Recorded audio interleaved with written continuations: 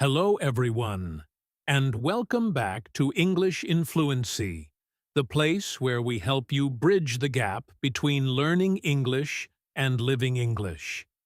I am your host, Alex, and I am incredibly excited to start this journey with you today. We have a very special session ahead, something that I know many of you have been asking for. We are going to dive deep into the world of natural, everyday conversation. Now, you might have studied grammar books, you might know your vocabulary lists, but when you listen to native speakers, it often feels like they are speaking a secret code. They use phrases that don't seem to make sense if you look at the individual words. These are idioms, and today, we are going to unlock them together. We are going to listen to a story, a real-life situation, and I will guide you through every step, explaining exactly what these phrases mean and how to use them. This is B1 listening practice, so we will take our time, but we will also challenge you to follow the natural flow of speech. So, grab a cup of tea, find a comfortable spot, and let's get your fluency to the next level. Are you ready? Let's jump right in. Today, our story follows a character named Mark.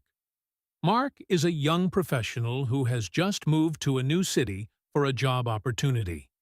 It is his very first day at his new office, and like anyone starting a fresh chapter, he is feeling a mix of excitement and nervousness. He wants to make a good impression, but the environment is completely new to him. As we listen to the interactions Mark has with his new colleagues, pay close attention to the phrases they use. Native speakers often use idioms to describe feelings or situations quickly and colorfully. You don't need to understand every single word immediately, but try to catch the context. We will pause the story at key moments to break everything down. Let's meet Mark as he walks through the front door of the office building. Mark stepped out of the elevator on the 5th floor and took a deep breath. The office was open plan, with desks scattered around and the low hum of people talking on phones or typing on keyboards. He walked towards the reception desk, where a woman with bright red glasses was sitting. She looked up and smiled warmly. "Good morning," she said. "You must be the new guy. I'm Sarah." Mark shook her hand. "Hi, Sarah. I'm Mark. I'm a bit nervous, to be honest." Sarah laughed gently and waved her hand. "Oh, don't worry about it. Everyone feels like that on their first day. You'll get the hang of it in no time." Let's stop there for a moment. Did you catch the phrase Sarah used? She said, "You'll get the hang of it in no time." This is a classic English idiom that is incredibly useful in everyday conversation. When someone says they need to get the hang of something, it means they need to learn how to do it or become comfortable with it. It's about acquiring a skill or understanding a routine. Think about learning to ride a bicycle. At first, you wobble and you might fall, but after a few tries, you get the hang of it. You understand the balance. Sarah is telling Mark that he will learn the routine of the office very quickly. The second part of her sentence, "in no time," is also a common expression. It means very quickly or very soon. So, put together, she is reassuring him that his confusion is temporary and he will be comfortable very soon. This is a very supportive phrase to use with friends or colleagues who are learning something new. Let's continue with the story. Mark is about to meet his direct supervisor, a man named David. Listen to how David welcomes him and the specific idiom he uses to describe the work environment. Sarah pointed towards a glass-walled office in the corner. "David is expecting you," she said. Mark walked over and knocked on the open door. A tall man with gray hair looked up from his computer and smiled. "Come in, Mark. Welcome aboard," David said, standing up to shake Mark's hand. "We're thrilled to have you on the team." Mark sat down, feeling a bit more relaxed. "Thank you, David. I've been looking through the project files you sent me, and it looks like a big challenge." David nodded seriously. "It is a challenge, Mark. But we have a lot of faith in you. This company is growing fast, and we need people who aren't afraid of hard work. However, I want to make one thing clear from the start. Here, we believe in teamwork. If you have a problem, you don't hide it. We want you to speak up. The ball is in your court now to show us what you can do. Okay? Let's analyze that interaction." First, David said, "Welcome aboard." This is a very common idiom used when someone joins a new company, team, or group. It comes from the idea of getting on a ship or a boat. When you are aboard, you are part of the crew. It's a friendly, professional way to say, "You are one of us now." You will hear this in almost every English-speaking workplace. Then, at the end of the conversation, David used a very famous idiom. "The ball is in your court." This phrase comes from sports like tennis or volleyball. Imagine you are playing tennis. You hit the ball to the other side of the net. Now, the other player has to hit it back. Until they hit it, the ball is in their court. It is their turn to act. In this context, David is telling Mark that the opportunity is there. The company has hired him, given him the desk, and the resources. Now, it is Mark's responsibility to take action. It is his turn to perform. If you say to someone, "The ball is in your court," you mean that you have done your part, and now you are waiting for them to make a decision or take the next step. It's a powerful phrase for negotiations and project management. Mark left David's office feeling motivated. He walked over to his assigned desk, which was situated near a window. As he was setting up his computer, a young man from the desk next to him rolled his chair over. "Hey, I'm Jason," the man said with a grin. "I sit right next to you. I saw you coming out of David's office. Don't let him intimidate you. He's actually a really nice guy once you get to know him." Mark smiled. "Thanks, Jason. I'm Mark." He seemed okay, just very focused. Jason laughed. "Yeah, he's all business. But listen, if you need any help with the software, just give me a shout. I remember when I started here 6 months ago, I had to learn everything from scratch. It felt like I was climbing a steep mountain. But eventually, you learn the ropes." Here we have 2 more fantastic idioms. First, Jason said, "Give me a shout." This does not mean you have to actually yell. In English, "give me a shout" is a casual way of saying, "call me," or "contact me," or "let me know." It's an invitation to ask for help. It implies, "I am available for you." It makes the atmosphere feel friendly and accessible.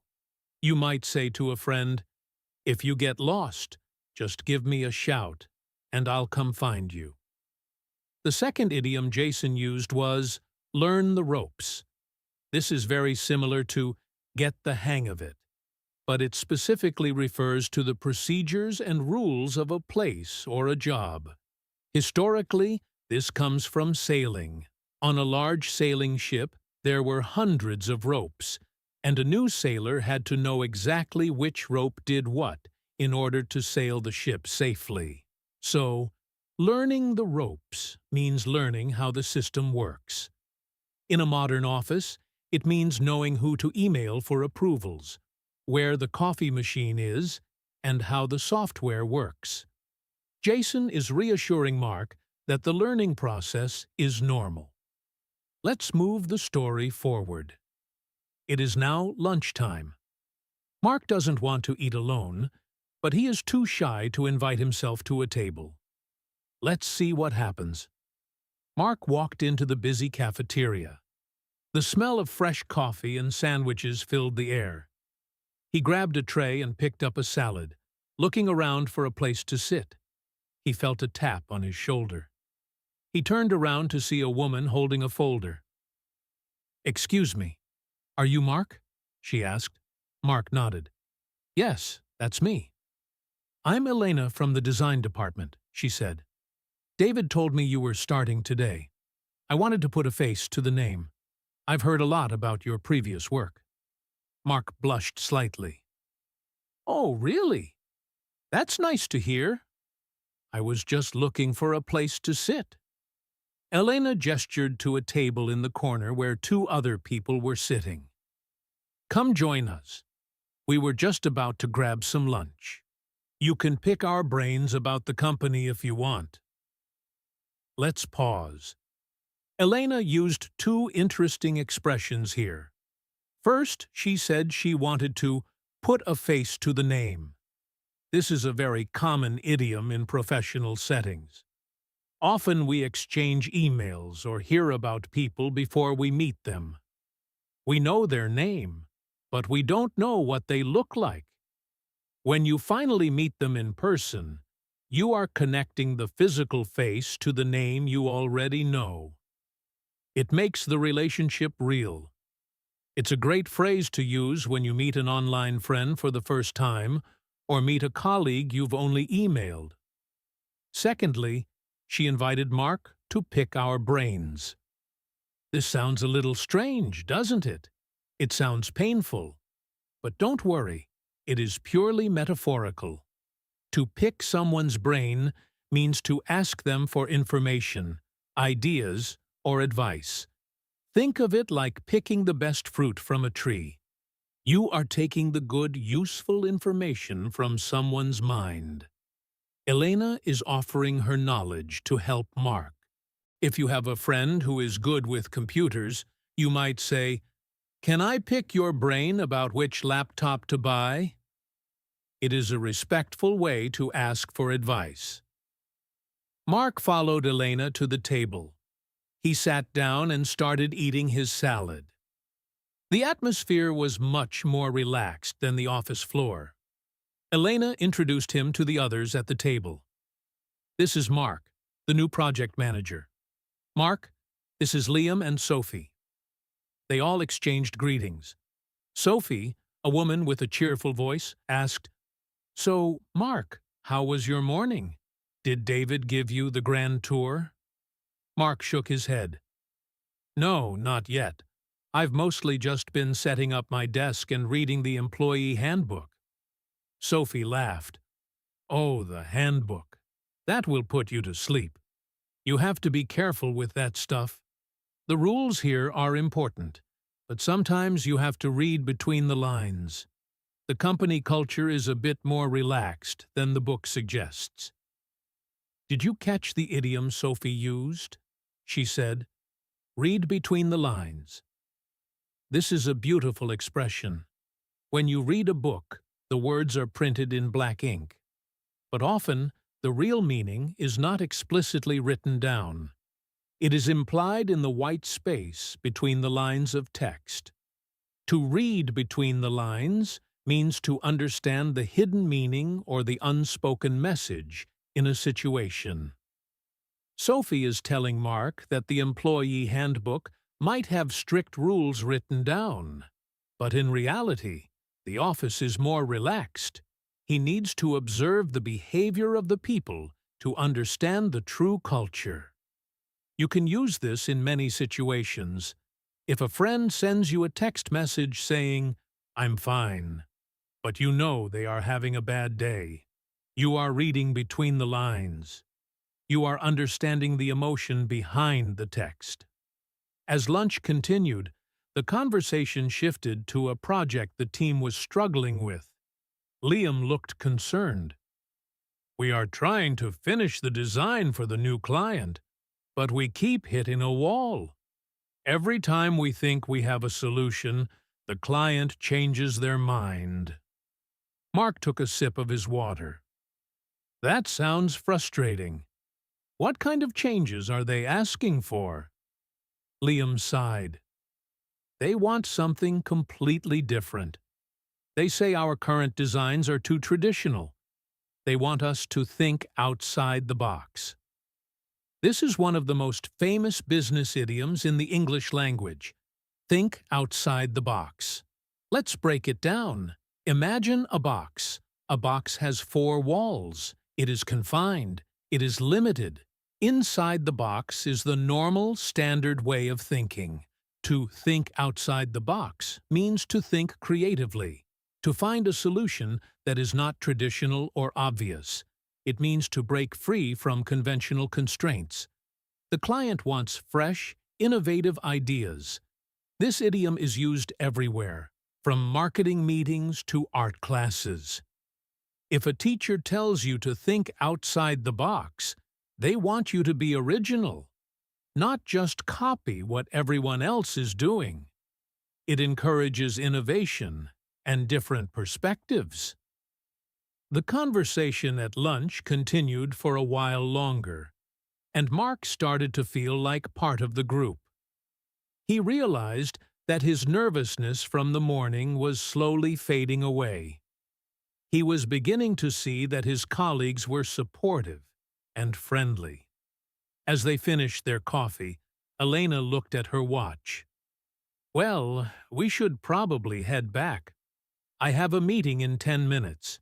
I need to touch base with the marketing team before the weekend." Touch base is the idiom Elena used here. This is classic business English. It comes from baseball. In baseball, a player runs around the field and must touch each base to score a point. In business, touching base means to briefly contact or reconnect with someone. It is usually a short meeting or a quick conversation to update someone on progress. Elena needs to quickly talk to the marketing team to ensure everyone is on the same page. It is a very useful phrase to use in emails, too.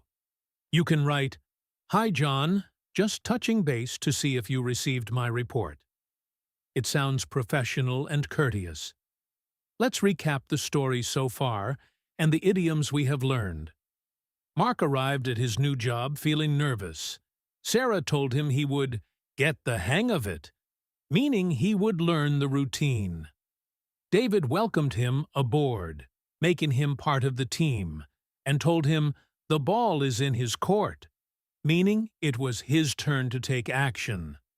Jason, his desk neighbor, told him to give him a shout if he needed help, and that he would soon learn the ropes or understand the procedures. Elena invited him to lunch to pick her brain for advice and to put a face to the name. Sophie warned him to read between the lines to understand the office culture. Liam mentioned the need to think outside the box for creativity. And finally, Elena needed to touch base with her team for a quick update. These are not just random phrases. They are the glue that holds natural English conversation together. By understanding these, you are no longer just translating words. You are understanding the culture and the intent behind the language. This is crucial for moving from an intermediate level to a fluent level. You don't need to memorize 1,000 idioms at once. Just focus on a few at a time and try to use them in your own sentences. Imagine yourself in Mark's shoes.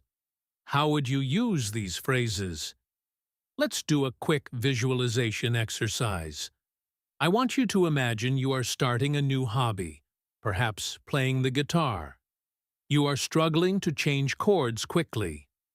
A friend tells you, "Don't worry, you'll get the hang of it." Repeat that sentence in your mind. Now, imagine you are at work and you need to ask a colleague for help with a spreadsheet. You say, "Can I pick your brain about this formula?" Feel how natural that sounds. By visualizing these scenarios, you cement the vocabulary in your long-term memory. Now, let us move forward in time. It was Wednesday morning, just 2 days after Mark had started his new position. The atmosphere in the office had changed. The relaxed chatter was replaced by the sound of frantic typing and ringing phones. Mark was sitting at his desk, trying to organize his emails, when David, his supervisor, walked over. David didn't look as relaxed as he had on Monday. He looked serious and slightly hurried. He placed a thick folder on Mark's desk. "Mark, I need a favor," David said, his voice low. "We are in a bit of a tight spot with the Alpha project. The client just moved the deadline up. They want the presentation by Friday morning, not next week." Let's pause right there. David used a very common idiom to describe their situation. In a tight spot. Imagine standing in a narrow alleyway where the walls are closing in. You don't have much room to move. You feel trapped or restricted. When someone says they are in a tight spot, they mean they are in a difficult situation or a predicament.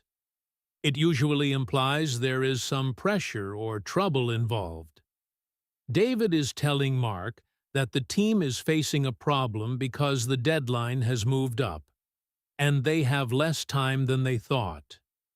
This is a great phrase to use when you want to explain that things are tough, without going into all the specific details immediately. You might say, "I'm in a tight spot financially this month," meaning you don't have much money. Or, "He put me in a tight spot by asking me to lie for him." It conveys a sense of being squeezed by circumstances. Mark looked at the folder and then back at David. "Friday?" Mark asked, surprised. "That's only 2 days away. Is that even possible?" David sighed and rubbed his forehead. "To be honest, Mark, it's going to be a race against time. We have a lot of data to analyze, but I know you're good with numbers. I need you to crunch the numbers for the budget section. Can you handle it?" Mark felt a rush of adrenaline. He wanted to prove himself. "I can handle it," Mark said firmly. "Good," David replied. "I'm counting on you. But listen, do not cut corners. The client is very particular. We need to be fast, but we can't sacrifice quality. Do you understand?" Here we have 2 more excellent idioms. First, David described the situation as a race against time. This is a vivid and dramatic idiom. Picture a runner sprinting against a clock that is ticking down. A race against time means a situation where you have to do something very quickly because there is not much time left. It adds a sense of urgency to the narrative. This is a very common expression in news, business, and storytelling. You might hear, "The doctors were in a race against time to save the patient," or "It was a race against time to finish the homework before the bus arrived." Secondly, David warned Mark not to cut corners. This is a crucial idiom for the workplace. Imagine you are building a house. If you cut the corners of the wood to save material, the house won't be square or strong. To cut corners means to do something in the easiest, cheapest, or quickest way, often by ignoring rules or sacrificing quality. David is telling Mark that speed is important, but they cannot do a bad job just to be fast. They cannot skip steps. If you drive through a stop sign to get home faster, you are cutting corners, and it is dangerous. It is a negative idiom, usually used as a warning. Mark opened the folder and began to look at the spreadsheets. The numbers were complex, and the print was small. He worked for an hour, but he started to feel confused. The data from the previous year didn't seem to match the current projections. He tapped his pen on the desk, feeling frustrated. Jason, his desk neighbor, noticed Mark's furrowed brow. "Everything okay, Mark?" Jason asked. Mark shook his head.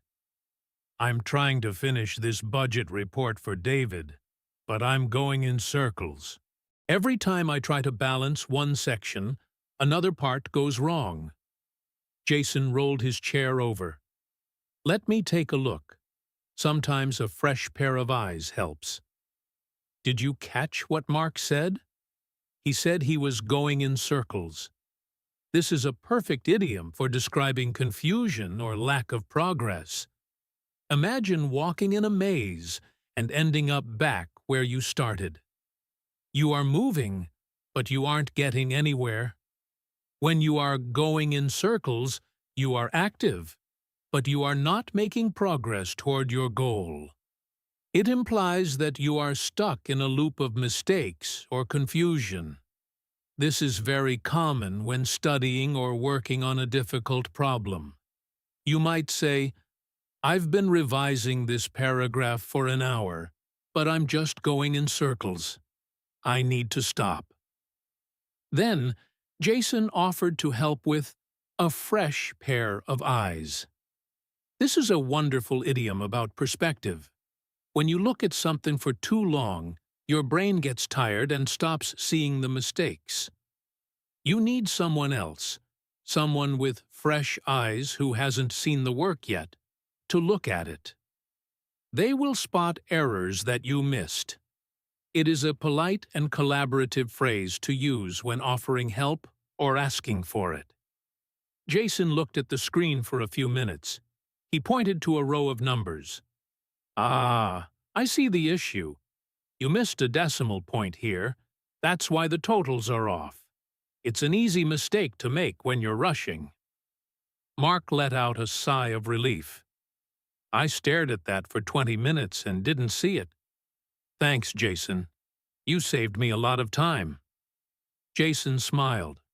"No problem. That's what teammates are for. We have to look out for each other. By the way, Elena was looking for you earlier. She wanted to check in on the graphics for the project." Mark looked at his watch. "Oh, I better go find her. I don't want to leave her hanging." Mark used the phrase, "leave her hanging." This is a very visual idiom. Imagine offering your hand to someone to help them up, but they don't take it. Your hand is just hanging there in the air. To leave someone hanging means to leave them waiting for an answer, a decision, or a response. It creates a sense of incompleteness and uncertainty for the other person. In a professional context, it is considered rude or unprofessional. If Elena is waiting for Mark to confirm the graphics and Mark doesn't reply, she cannot do her work. She is left hanging. Mark knows he needs to communicate with her so she isn't stuck waiting. It shows he is responsible and respects her time. Mark walked over to the design department. He found Elena staring at a large monitor with a cup of coffee in her hand. She looked tired, but focused. "Hey, Mark," she said, not taking her eyes off the screen. "I was just about to send you a message. We need to finalize the design for the cover page. The client wants something bold." Mark pulled up a chair. "I know," David told me. "I have the budget numbers ready. I was thinking, since we are short on time, maybe we should stick to the original template but change the colors." Elena shook her head slowly. "I don't think that will work, Mark. The client explicitly asked for something new. If we just recycle old ideas, they might reject the whole proposal. We need to pull out all the stops for this one." Let's discuss the idiom Elena used. Pull out all the stops. This is a powerful expression that originates from pipe organs in churches. An organ has knobs or stops that control the airflow to the pipes. If you pull out all the stops, All the pipes play at once, creating a massive, loud, and impressive sound. In modern English, to pull out all the stops means to do everything you possibly can to achieve a result. It means to use all your resources, energy, and effort without holding back. Elena is saying that a simple change isn't enough. They need to give 100% effort and creativity to impress the client. It signifies a maximum effort. You might use this when planning a big party, saying, "We are pulling out all the stops for her birthday," meaning you are hiring a band, buying the best food, and decorating the whole house. Mark nodded, realizing Elena was right. "Okay," he said. "Let's do it. What do you need from me?" Elena smiled. "I need you to sit with me and choose the images. I have a few options, but I can't decide. Two heads are better than one, right?" Mark laughed. "Absolutely. Let's get to work." Elena used the classic idiom, "Two heads are better than one." This is a very simple but effective proverb. It means that it is helpful to have the advice or opinion of a second person. Two people thinking about a problem are likely to find a solution faster or better than one person thinking alone. It promotes collaboration and teamwork. It is a friendly way to ask for help or to justify working together. If you are trying to solve a puzzle, you might say, "Let's do it together. Two heads are better than one." It suggests that collective intelligence is stronger than individual intelligence. For the next few hours, Mark and Elena worked side by side. They debated colors, chose fonts, and adjusted the layout. The office grew quieter as people left for the day, but they were still going. Mark rubbed his eyes. "I think we're almost there," he said. "This looks great. I'm actually starting to see the light at the end of the tunnel." Mark used a beautiful idiom here. The light at the end of the tunnel. Imagine walking through a long, dark tunnel. You can't see anything, and it feels like it will never end. But eventually, you see a small speck of light ahead. That light represents the exit. This idiom is used to describe the end of a difficult situation or task. It signifies hope and the feeling that you are nearly finished with something hard. Mark has been working hard under pressure, but now the project is coming together. He can see the finish line. It is often used during long projects or difficult times in life. You might say, "I have 3 more exams and then I graduate. There is light at the end of the tunnel." Elena stretched her arms above her head. "I agree. It's coming together nicely. But wow, I'm exhausted. I haven't worked this late in a long time." Mark looked at his watch. It was nearly 8 o'clock in the evening. "I didn't realize it was so late," he said. "Should we stay and finish the last few details?" Elena shook her head. "No, Mark. We've done a lot. If we try to do more now, we'll just make mistakes because we're tired. It's time to call it a day." Call it a day. This is one of the most useful idioms for daily life. It means to stop working, usually because you are tired or have done enough for the day. It doesn't necessarily mean the work is finished forever, just that you are finished for today. It is the standard phrase used in offices when people are packing up to go home. You might hear a boss say, "All right, everyone, good work. Let's call it a day." It is a signal to relax and switch off from work mode. It is much more natural than saying, "I will stop working now." As they packed their bags, Mark turned to Elena. "Thanks for staying late, Elena. I really appreciate the help. I know this project is a big deal." Elena smiled warmly. "Don't mention it. We are in the same boat. If the project fails, we all look bad. So, we have to make it work." Mark laughed. True. I guess that is one way to look at it. See you tomorrow? See you tomorrow, Mark, Elena said. Get some sleep. Tomorrow is the final push. Elena used the idiom, in the same boat. This is a wonderful expression for solidarity and shared experience. Imagine a small boat on the ocean. If the boat has a leak, everyone in the boat is in danger. It doesn't matter if you are rich or poor. If the boat sinks, you all get wet. Being in the same boat means being in the same difficult situation as someone else. It creates a bond. Elena is telling Mark that they share the problem and the responsibility. It is often used to comfort someone who is stressed. If you are complaining about a hard exam, your friend might say, "Don't worry, we are all in the same boat," meaning everyone is suffering together. The next morning, Mark arrived at the office early. He felt nervous but prepared. He had reviewed the presentation one last time before bed. He walked into the conference room to set up.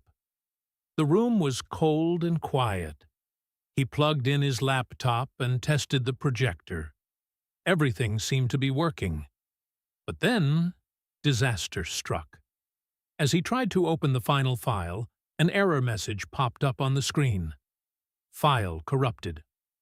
Mark's heart skipped a beat. He tried to open it again. Nothing. He felt the color drain from his face. He looked at his watch. The meeting with the client was in 30 minutes. Let's look at the phrase, heart skipped a beat. This is a very common idiom used to describe a sudden feeling of fear, shock, or excitement. When you are startled, your heart rhythm can feel like it misses a beat. Mark is terrified because the file is broken. This idiom is perfect for describing that sudden jolt of panic. You can also use it for positive emotions, like when you see someone you love. But here, it is pure panic. Mark frantically searched his email for a backup. He couldn't find one. He felt the walls closing in. Just then, David walked into the room. "Morning, Mark," David said cheerfully. Then he saw Mark's face. "What's wrong? You look like you've seen a ghost." David used the expression, "look like you've seen a ghost." This means to look very pale, shocked, or frightened. Ghosts are scary, and if you saw one, you would likely look terrified and colorless. Mark is pale because of the computer error. This idiom is a great way to comment on someone's sudden change in appearance due to fear or shock. Mark took a deep breath to steady his voice. "David, I have a problem. The main presentation file is corrupted. I can't open it. I tried everything. I don't know what to do. I feel like I'm at the end of my rope." Here, Mark uses a very dramatic idiom. At the end of my rope, or at the end of my tether. Imagine a rope tied to a horse. The horse can wander, but once it reaches the end of the rope, it can go no further. It is trapped and limited. To be at the end of your rope means you have run out of patience or options. You are completely frustrated and feel like you cannot deal with the situation anymore. It is a cry of desperation. Mark has tried to fix the file, he is panicked, and he feels helpless. He is mentally exhausted and stressed. David didn't get angry. He remained surprisingly calm. He walked over to the laptop. "Okay, let's not panic yet. Remember what I said about teamwork? We have a backup system for this exact reason. Did you save it to the cloud drive?" Mark froze. "The cloud drive? I only saved it to the desktop." David sighed. "Mark, we talked about this. You need to back up your work. But okay, we can fix this. We have to go back to square one." Back to square one is a classic idiom meaning to start all over again from the beginning. It comes from board games like Snakes and Ladders, where landing on a snake sends you back to the first square. It means all your progress has been lost, and you have to redo the work. It is a frustrating situation, but it is better than having no solution at all. David is saying they have to rebuild the presentation from scratch. Mark felt terrible. "David, I am so sorry. I messed up. I thought I had it under control." David put a hand on Mark's shoulder. "Listen, everyone makes mistakes. It's not the end of the world. We can't cry over spilt milk. What's done is done. The important thing is fixing it now. Elena has the graphics saved on her computer. Go get her. We have 20 minutes. Let's get the ball rolling." David used two very comforting idioms here. First, it's not the end of the world.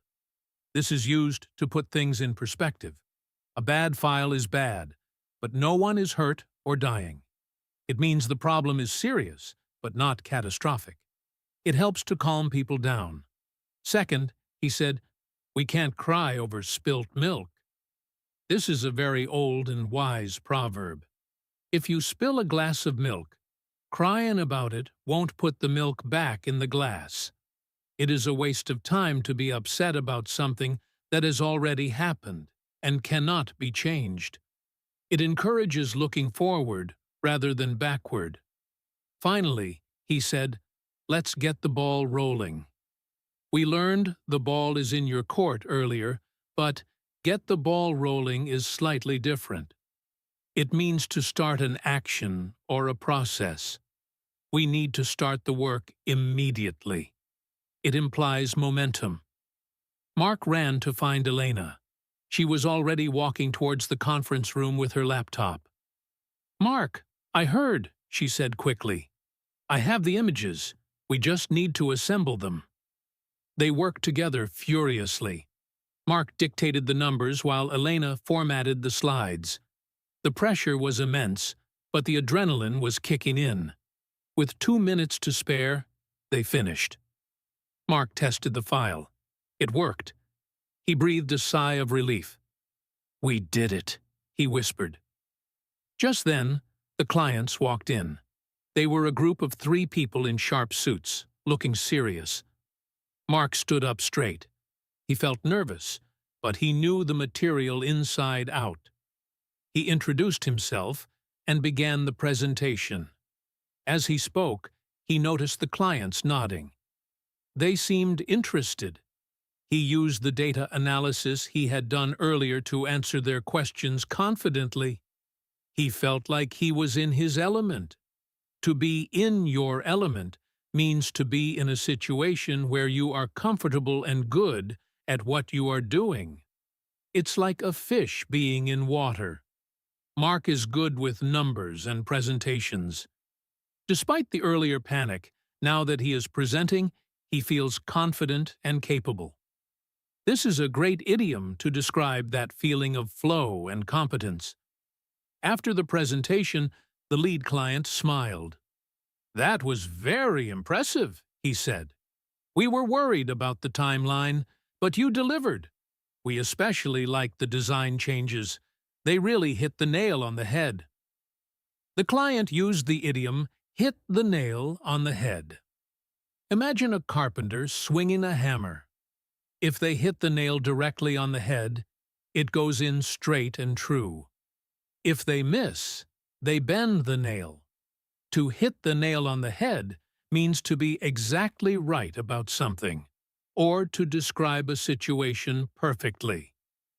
The client is saying that Mark and Elena's work was exactly what they wanted. It is a high compliment. It means you understood the problem and provided the perfect solution. The clients shook hands with David and Mark and left the room. David turned to the team. "Well done," he said, smiling broadly. "That was close, but you pulled it off. Mark, you handled the pressure well. I know I threw you into the deep end, but you swam." David used two final idioms here. First, pulled it off. This means to succeed at something difficult or unlikely. It implies a struggle. There was a chance of failure, but they managed to succeed. It is often used when the odds are against you. Second, he said he threw Mark into the deep end. Imagine a swimming pool. The shallow end is safe. The deep end is where you can't touch the bottom. If you throw someone in the deep end, you force them to deal with a difficult situation without much help or preparation. It is a way of testing someone's ability to cope. David is saying that he gave Mark a very hard task for his first week, and Mark survived and succeeded.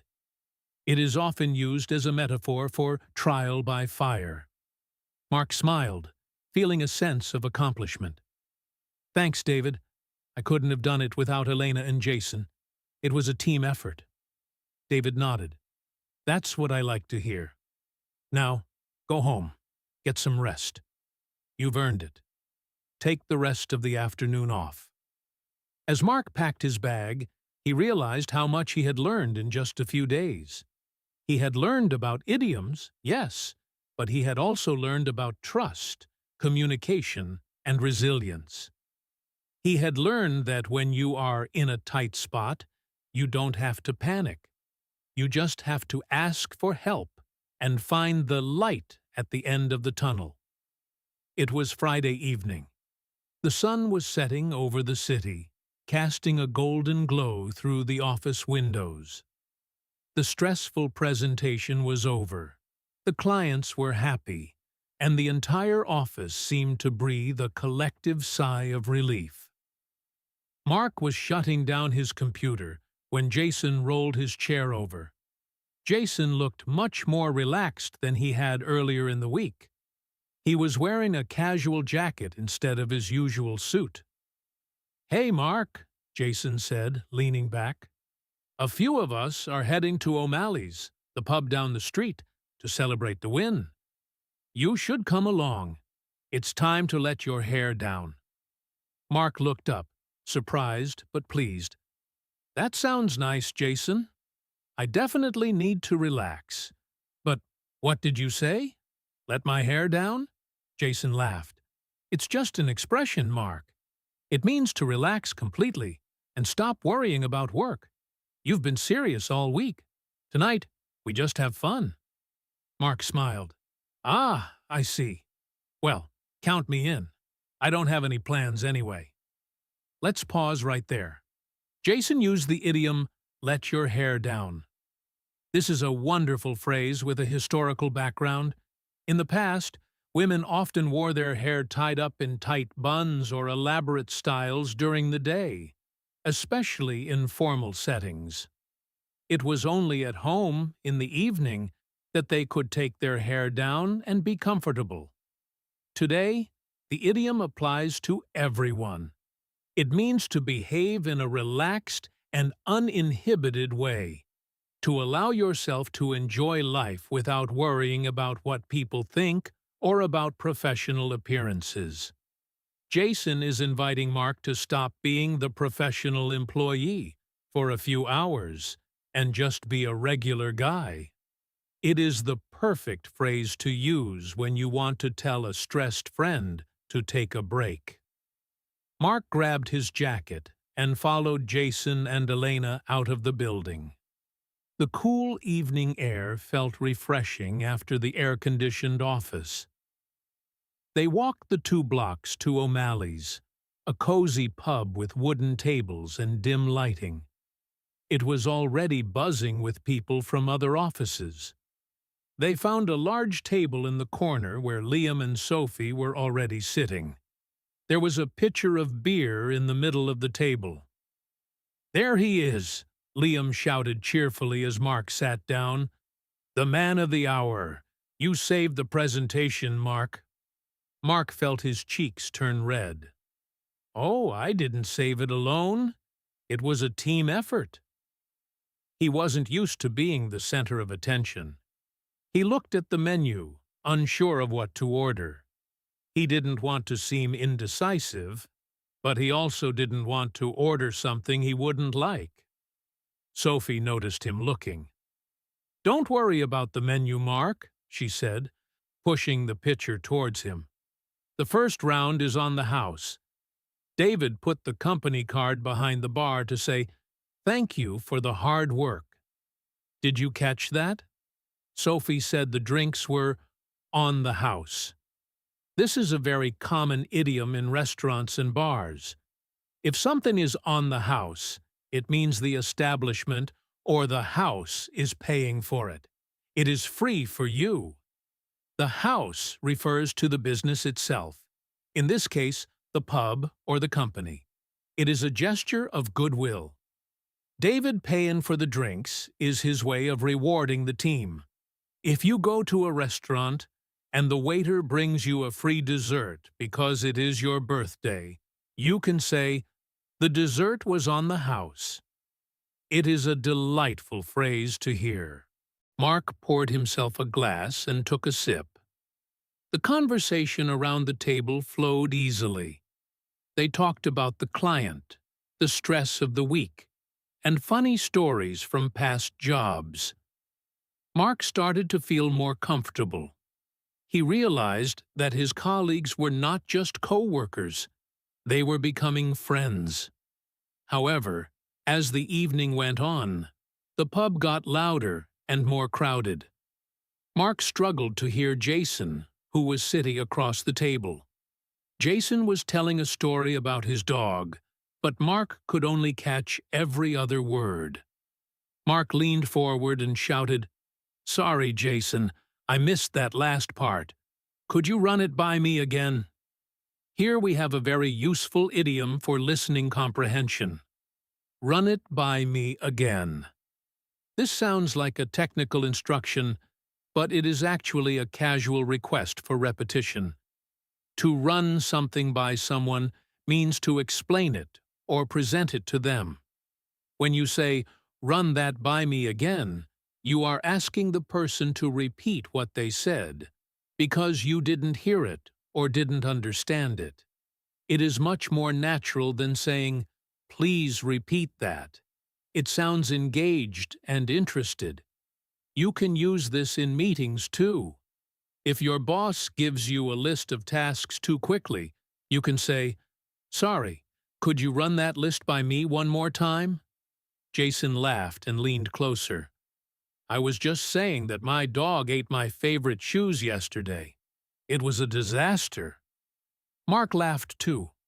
"Oh no, that's terrible." The atmosphere was light. Elena turned to Mark. "So, Mark, now that you've survived your first week, what do you think? Are you ready for the next challenge?" Mark thought for a moment. "I think so. It's been intense, but I'm learning a lot. Honestly, though, I'm just trying to keep my head above water." Mark used a powerful metaphor here. Keep my head above water. Imagine swimming in the ocean. If you can keep your head above the water, you can breathe. If the water goes over your head, you drown. In life, this idiom means to manage a difficult situation successfully, so that you do not fail or become overwhelmed. It implies that you are struggling a little bit or working hard just to stay in control. Mark is admitting that the work is hard, and he is trying not to fall behind. It is a very honest and humble way to describe a busy life. You might hear someone say, "I have so many bills to pay. I'm just trying to keep my head above water." It conveys effort and survival. Elena nodded sympathetically. "I know what you mean. When I started here, I felt like I was drowning in paperwork. But trust me, it gets easier. You get used to the pace." Just then, a tall man in a gray suit walked by their table. It was Mr. Henderson, one of the senior partners of the firm. He wasn't usually in the office on Fridays. He stopped when he saw the group. "Well, well," he said with a smile. "Celebrating the Alpha Project win? I heard it went very well." The table went quiet for a second. Everyone straightened up a bit. "Yes, sir," David said, standing up. "We wanted to thank the team." Mr. Henderson looked at Mark. "You must be the new recruit. Mark, right?" Mark stood up and shook his hand. "Yes, nice to meet you, Mr. Henderson." "Good to have you on board," the partner said. "I hear you really stepped up to the plate when things got tough. David speaks highly of you. Keep up the good work."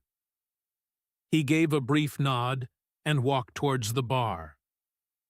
Let's look at the idiom Mr. Henderson used.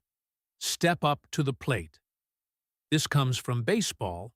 A batter has to step up to the home plate to take their turn to hit the ball. It is a moment of pressure and opportunity.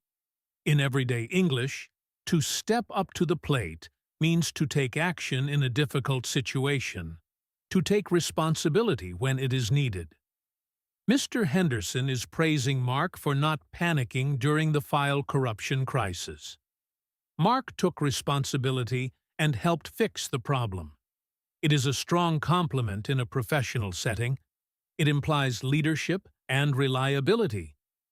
As Mr. Henderson walked away, the table relaxed again. "Wow," Jason whispered. "The big boss actually came to say hi. He's usually so busy that he barely knows our names." Sophie laughed. "Well, you know how it is. He has a lot on his plate. Running a company isn't easy." Sophie used a very common idiom. "A lot on my plate," or "a lot on his plate."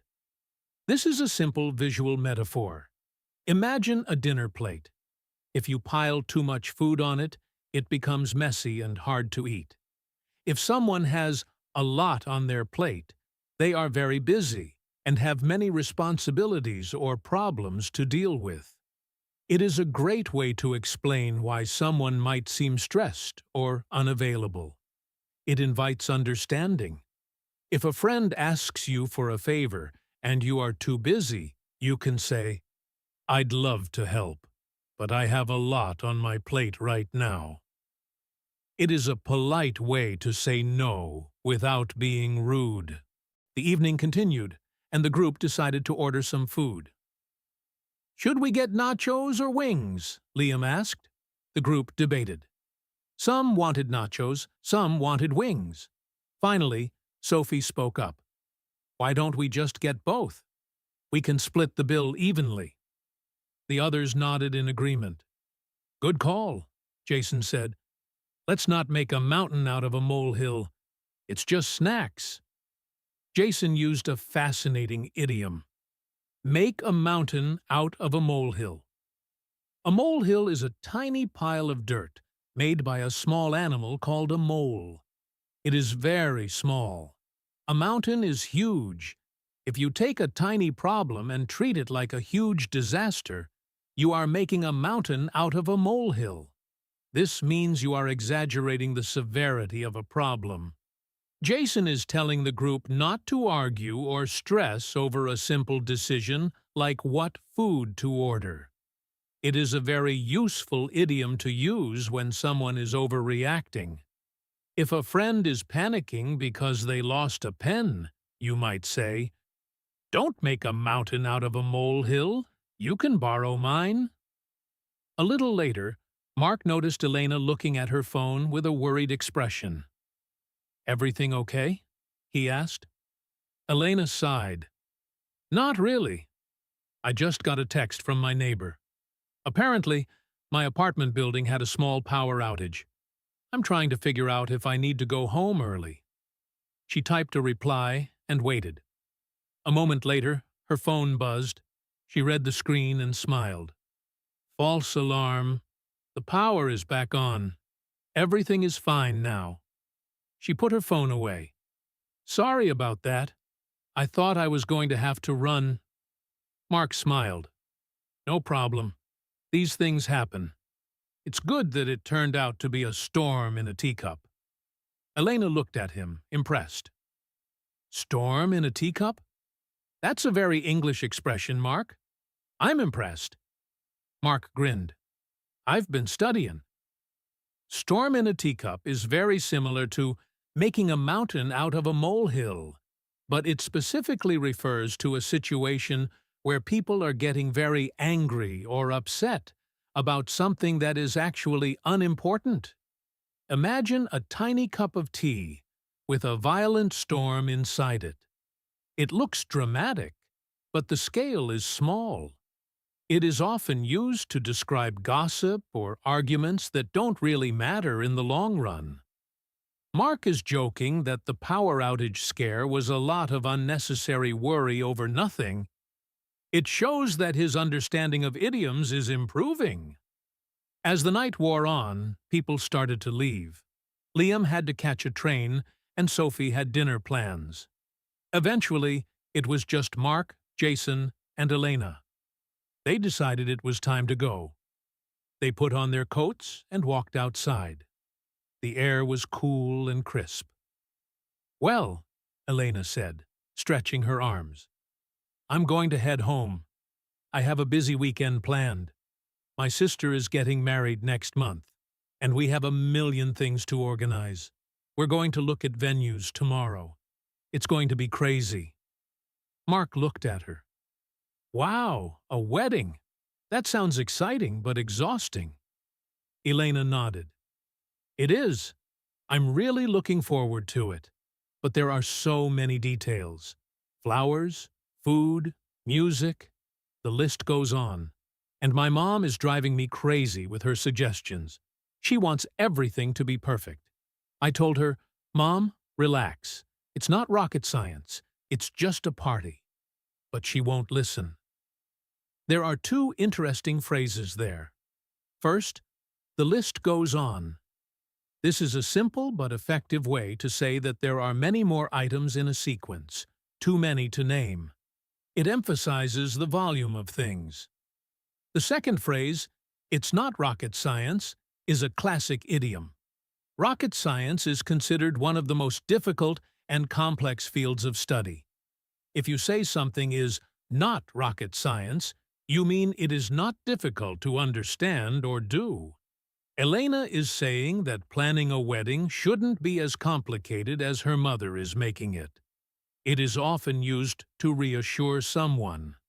If someone is struggling to use a remote control, you might say, "Here, let me show you. It's not rocket science." It implies that the task is actually quite simple. Jason turned to Mark. "What about you, Mark? Any big plans for the weekend?" Mark shook his head. "Honestly, I'm just going to sleep in tomorrow. Then maybe I'll do some laundry and explore the neighborhood. I haven't really had time to look around since I moved here. I want to get a feel for the place." Jason patted him on the back. "That sounds like a plan. You know, if you want, I can show you around tomorrow afternoon. I know all the best spots. We could grab a coffee." Mark smiled. "That would be great, Jason. Thanks. I'd really appreciate that. I'm still finding my feet in this city." Mark used the idiom, "finding my feet." This is a lovely expression that relates to babies learning to stand. When a baby tries to walk, they are unsteady. They have to find their balance, or find their feet. As an adult, this idiom means becoming confident and familiar with a new situation or environment. Mark is saying he is still adjusting to the new city and doesn't know his way around perfectly yet. It describes the process of settling in. It is a gentle, humble way to express that you are still learning the ropes of a new life. Jason nodded. "No problem. I'll give you a ring tomorrow around noon." Mark laughed. "Give me a ring? Okay. I'll be waiting for the phone call." Jason grinned. "You're catching on fast, Mark. See you tomorrow." "Give me a ring" is simply another way to say, "Call me." Before mobile phones, telephones often had actual bells that rang. The expression stuck.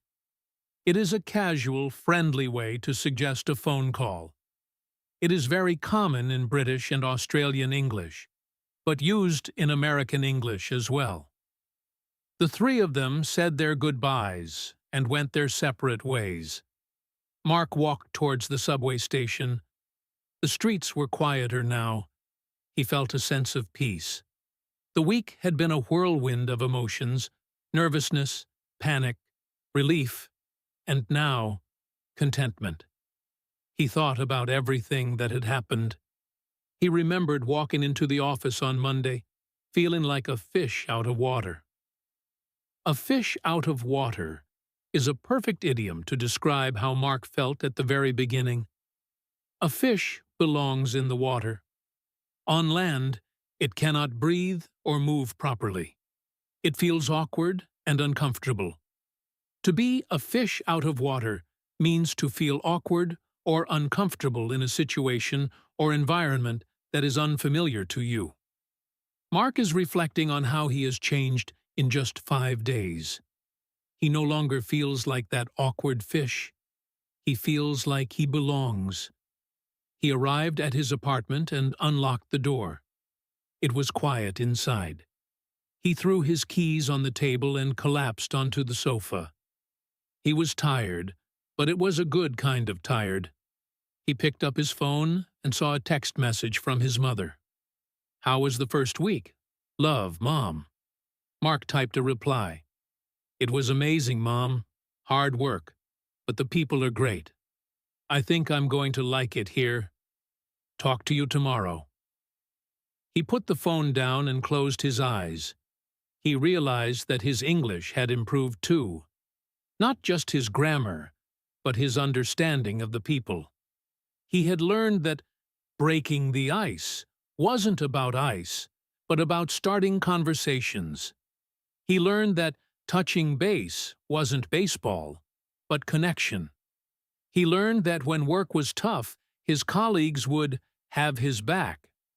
To have someone's back means to support and protect them. If someone has your back, you can trust them to help you if things go wrong. It creates a feeling of safety. Mark realized that Elena, Jason, and even David had his back during the presentation crisis. This is the true essence of fluency. It is not just knowing words, it is knowing who you can trust and how to express that trust. Mark decided to stay on the sofa for a few more minutes. He was too tired to cook, so he ordered a pizza. While he waited, he thought about his weekend plans with Jason. It would be good to see the city. He wanted to visit the local museum and maybe the park. He made a mental note to ask Jason about the best places to visit. He was looking forward to it. He was finally starting to feel at home. To feel at home means to feel comfortable and relaxed in a place, as if it were your own home.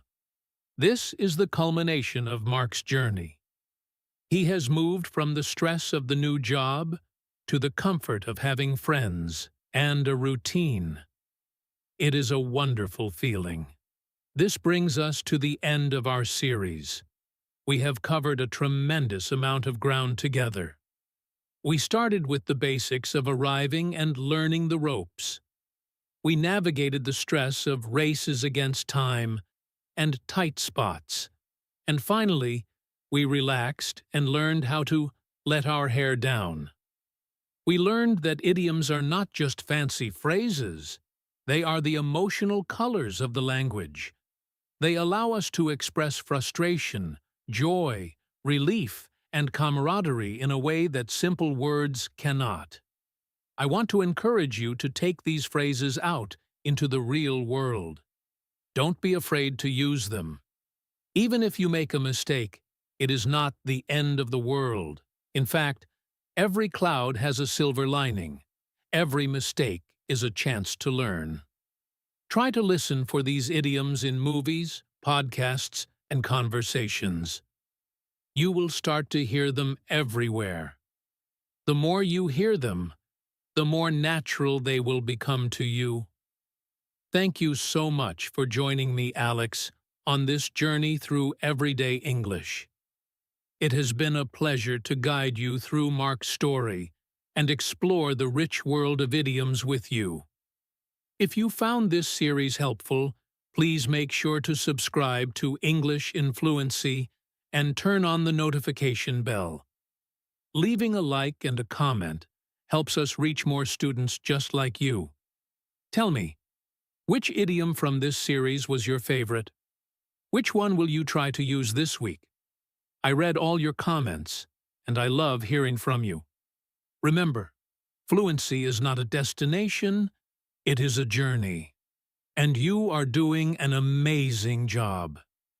Keep practicing, keep listening, and I will see you in the next video. Goodbye for now.